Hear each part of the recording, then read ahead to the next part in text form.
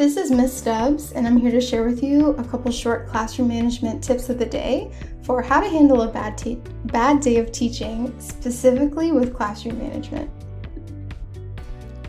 So picture this, you're going about your day teaching, but overall, the students are not listening and following directions. Students are breaking classroom rules left and right. Just overall, it's not a good day.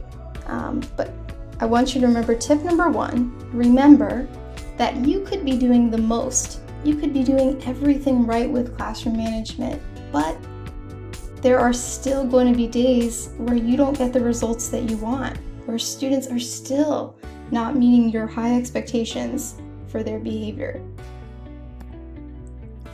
Tip number 2 is to remember that tomorrow is always a new day. So even though today may have been very rough addressing student behavior, please remember that tomorrow is always a new opportunity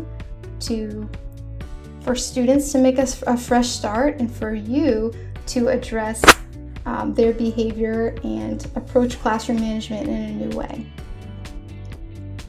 And that goes into tip number 3, is to be open to trying new classroom management techniques until something works best for you and your students. So I'm going to be honest that when I first started teaching, I did not know what I was doing. If students were not listening in my classroom, if they were breaking classroom rules, my first reaction was to research other classroom management techniques to try. And that is what I did. When I was a new teacher, I just continually tried new classroom management techniques, and eventually I found a sweet spot in what works for me and what also works for my students.